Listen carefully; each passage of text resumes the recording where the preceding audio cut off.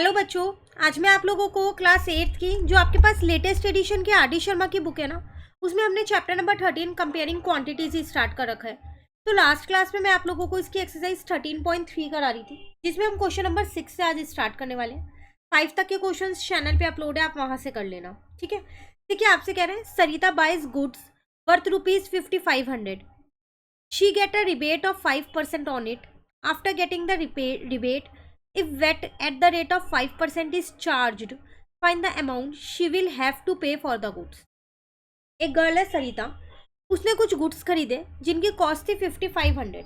उस पर उसको ना 5% की रिबेट मिल रही है। रिबेट का मतलब होता है छूट मिल रही है। अब आफ्टर गेटिंग द रिबेट के मिलने के बाद उस पर वेट भी लग रहा है 5% का। तो बताओ कितना अमाउंट वो शॉपकीपर को पे करेगी उन गुड्स को खरीदने के लिए। तो आप ऐसा मत करना कि 5% की रिबेट है और 5% का ही वेट है तो कैंसिल आउट हो गया तो वो 5500 ही पे करेगी। नहीं, वो चीज़ ज़रूरी नहीं है। तो पहले आपको क्या करना पड़ेगा, यहाँ पर आपको प्राइस निकालना पड़ेगा आफ्टर रिबेट के बाद। तो मैं यहाँ लिखती हूँ प्राइस, पहले रिबेट निकाल लो, ऐसा करो रुपीज़ में, थोड़ा आसान हो जाएगा आपके लिए। मैंने रिबेट निकाल लिया रुपीज़ में, तो इस पर मेरे को 5% का रिबेट मिल रहा है। ठीक है ना, तो इसका मतलब मैंने 5500 को 5 से इंटू कर दिया तो मुझे इतना रिबेट मिल रहा है, इतने की छूट मिल रही है। तो प्राइस आफ्टर रिबेट कितना हो गया, 5500 में से 275 को माइनस कर दूंगी, पता चल जाएगा कितना प्राइस हो जाएगा। तो 5225 हो गया। अब इस पे वेट लग रहा है 5% का, तो 5225 पे मैंने 5% का वेट लगा दिया। ठीक है ना, इसको 5 से इंटू कर दिया और डिवाइडेड बाय 100 कर दिया, तो मेरा वेट लग रहा है यहाँ पर 261.25 का। तो अमाउंट शी पे वो कितना पे करेगी, 5225 तो देगी जो रिबेट के बाद था प्राइस, प्लस उस पर ये वेट भी देगी वो साथ के साथ, है ना। तो 5225 में अगर मैं 261.25 ऐड कर दूं तो मेरा आंसर आ जाएगा 5486.25। इतना वो देगी रिबेट और वेट के बाद उन गुड्स को खरीदने के लिए।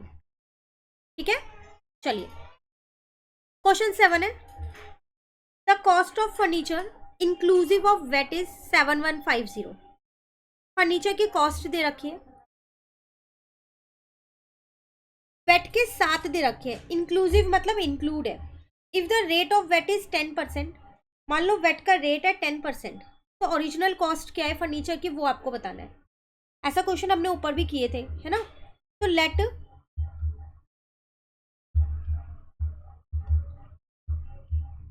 Original cost of furniture is equals to X. तो इस एक्स पे ही तो 10% चार्ज हुआ होगा ओरिजिनल कॉस्ट पे, तभी तो मेरा टोटल कॉस्ट इतनी आ रही है, बिल अमाउंट 7150, है ना। 0 से 0 कट गई तो यहाँ x अपॉन 10 आ गया। डिनोमिनेटर सेम कर लेते हैं,